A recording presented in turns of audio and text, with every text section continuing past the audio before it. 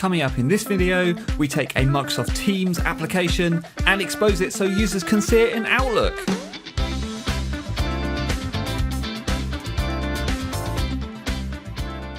Hello, I'm Microsoft MVP Tom Morgan. Today we're going to talk about taking your existing Microsoft Teams tabbed application and exposing it so that it works in Outlook and Office on the web.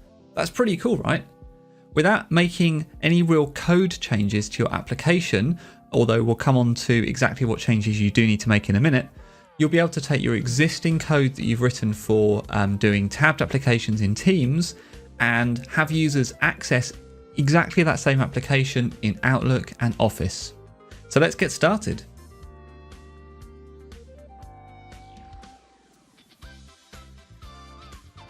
There's a couple of things to do first. In fact, there's a lot of things you need to do first. There's quite a few prerequisites you need to be aware of.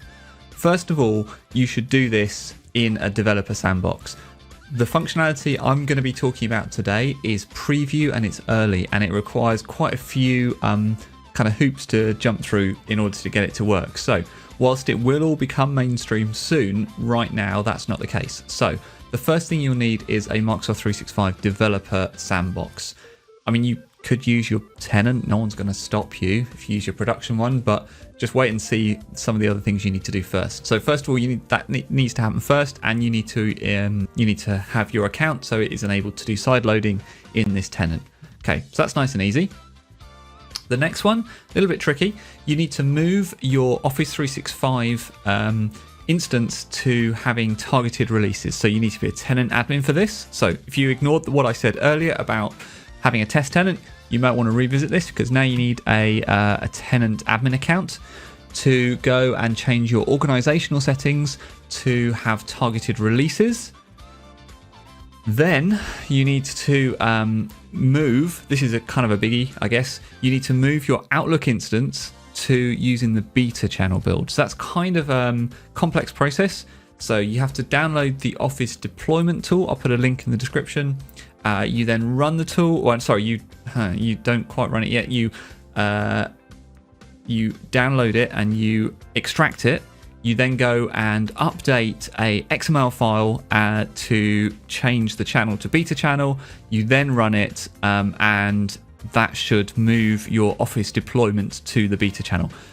Don't follow my instructions to do that. I'll put a web page link on the screen and in the description. Follow their instructions. It's Microsoft documentation. It walks you through the process. It's a good way of doing it. You'll know if you're doing it right, because once you've moved your Outlook client to the BetaChannel, it says so if you go to Office account and about, and also you should get like a coming soon message in the top right hand corner. You want to turn that on, so you want to opt in to the coming soon stuff. You'll then want to restart Outlook a couple of times just to make sure all that stuff kind of takes. If you don't see the coming soon button, try just closing Outlook, maybe restarting your computer, coming back again. Have you tried turning it off and on again? It takes a little while for the fact that you've moved into the BetaChannel, the software bits to happen, like the coming soon thing to light up and all the rest of it. So the other way you can tell is in Outlook. If you look down the left hand side, you should have like a 3 dots at the bottom. That's where your application is going to show up in Outlook. So look for those 3 apps. That's the kind of placeholder. There won't be anything there at the moment, but that's the kind of placeholder that you need. That's where your application is going to show up. Then you need to switch to developer preview. So this is now back inside Microsoft Teams. So if you go back to Microsoft Teams and go to the ellipsis next to your user profile, like your picture, go to the 3 dots, and then go to About and Developer Preview, and make sure that is ticked. So if it's not ticked, click the button. It will want to restart Teams. Come back, make sure it's ticked. I have found if you are restarting Teams, maybe give it 30 seconds before that shows up. You'll know if you go to About and you don't see Developer Preview there at all, just wait 30 seconds and try again. I think it like slow loads or asynchronously loads or something, but it is not always there the first time you go. So be aware of that. So you want to do that. And you'll need to do that for every user you test this with. So get them on the developer preview. That's true as well, by the way, for the Outlook thing. You have to do this for every user you want to do this with. Now, if you're just trying it out, you can do it just with you in your developer sandbox, and that's fine. right now, this is what I mean by saying like this is preview stuff. There's a lot of hoops to jump through. This is not ready to roll out to all users or anything like that, but it is a really good way of seeing how your tabbed application is going to work. Finally, you need to install the Visual Studio Code Teams Toolkit extension. You don't have to do this, but I think if you want to try this out, it really is the easiest way. The Teams Toolkit for Visual Studio Code contains lots of built-in commands that we're about to use and that I'm going to reference in the next few minutes that will make this process really, really easy. Otherwise, it's kind of complicated. The steps we're about to take are involving upgrading the manifest, and that's relatively straightforward actually. We're going to update the Teams manifest to say that we want to use this new functionality. The second thing we need to do is we need to update the Teams client SDK, and that is a breaking change. So there are quite a few steps that are involved in updating the SDK. I previously blogged about it. I'll put a link to the blog posts in here and in the description. But the nice thing about that is that there is actually a Teams Toolkit command that you can use that does all that stuff for you. So that's another reason I think for using the toolkit. All right, if you've got all of those prerequisites ready to go, if you have Outlook running in the beta channel and you see the 3 dots, if you are in the Teams developer preview, if you have installed the Teams Toolkit extension for Visual Studio Code, and you have a tabbed application running in Teams that you want to expose in Outlook, then I think we're ready to go. All right, let's start.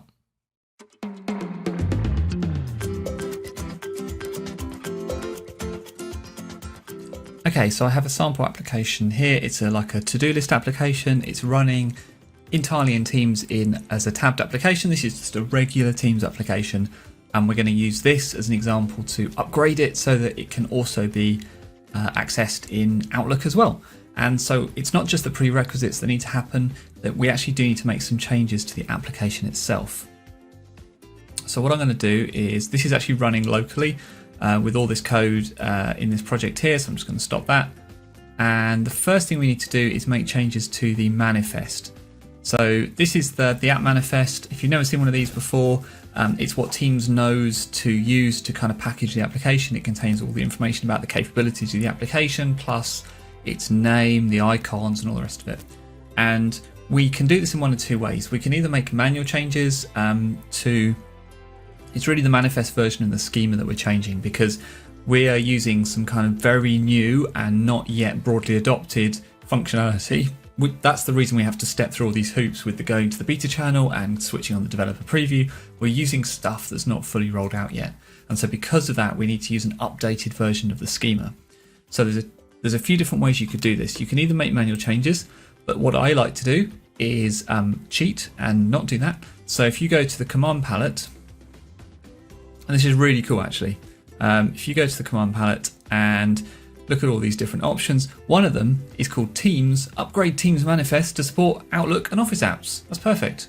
And if we just do that, that is actually going to make the changes for us. And it's going to do them in place. So we can choose the manifest we want to upgrade, and we're going to choose that manifest. And that didn't work. And the reason was, there's a few different manifest files. So the one I was trying to upgrade is actually the one in the build file, in the build folder, which is the wrong place to go. That's the output of this whole application. So don't try and do that. If you go down here to templates and app package, there's a JSON down here for both the local and the remote. I think I'm going to go with the remote one and update that one, because that's one I've been using to deploy out to the cloud and everything. So let's try that again. So back to the command palette and update the manifest. And this time I'm going to choose the remote template. And you might want to do both of these for sure. You can do, there's no reason not to. But can you see the change that's just happened at the top here? I should have shown you it before really, but I didn't think about doing that. Let's go to the local one for a second. So if you go to the local one, and you can see that the version is 1.9 and that the schema is the kind of 1.9 schema. If I update this one as well,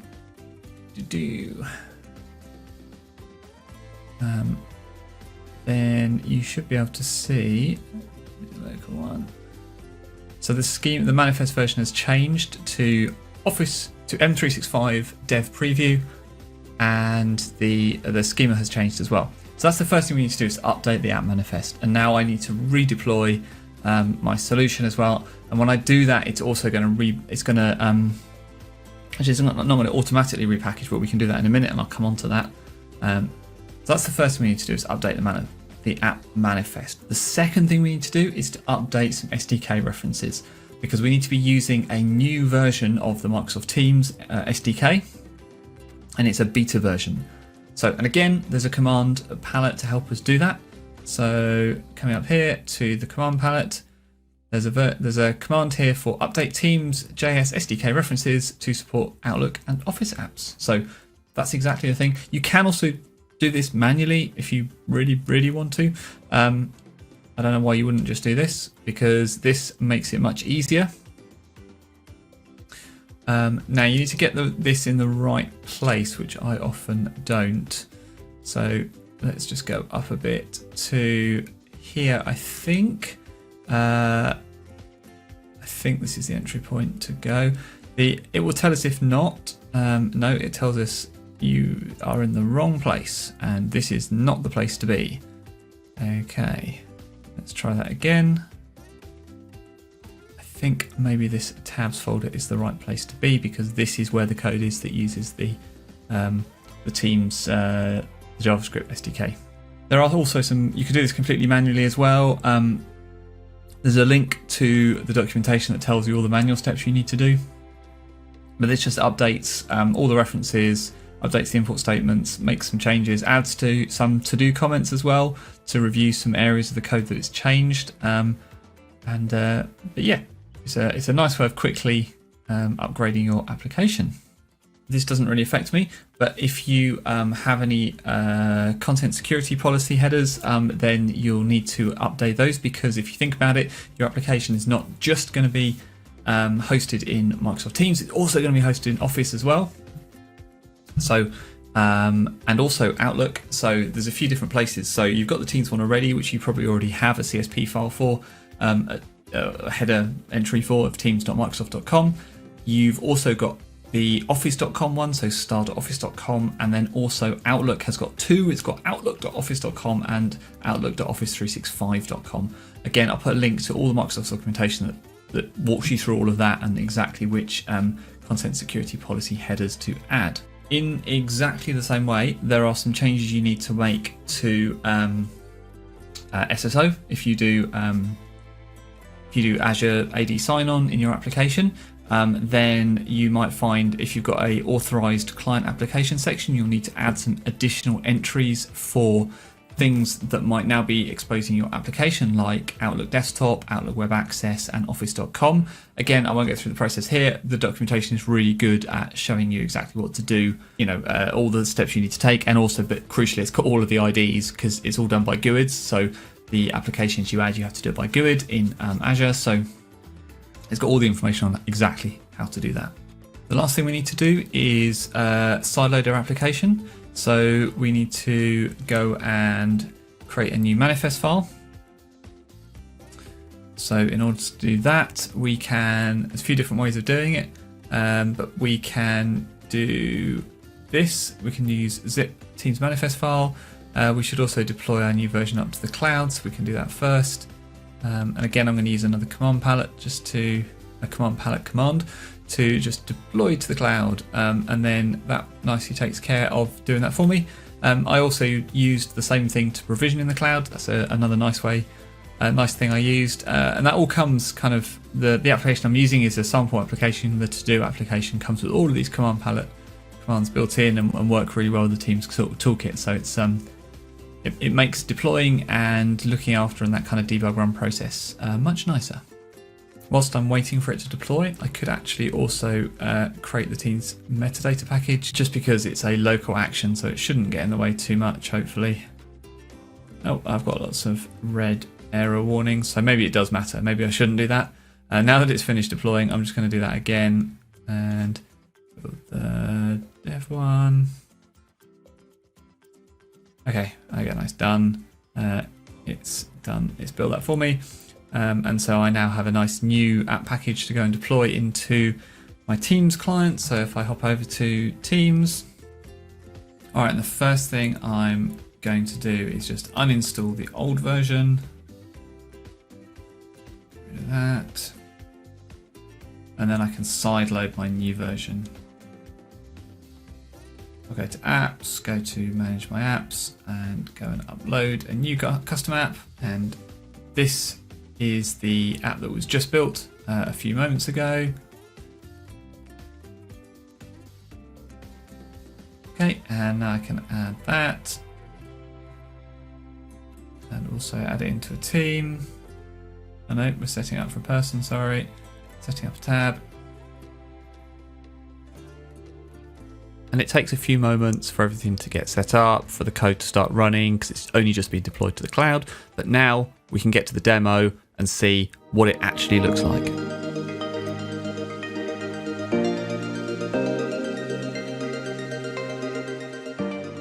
All right, so let's start by just looking at the Teams application. So this is the to-do list application. It's fairly basic, but it lets me add some tasks, and I'm going to add a new task now to the bottom of my to-do list.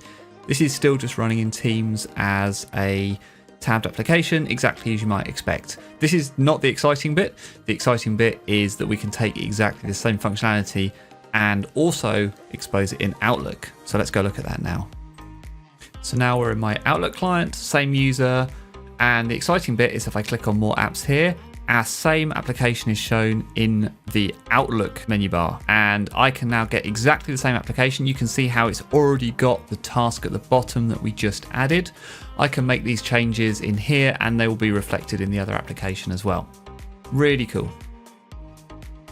Looking at them side by side for a moment, you can see that they render in a very similar way.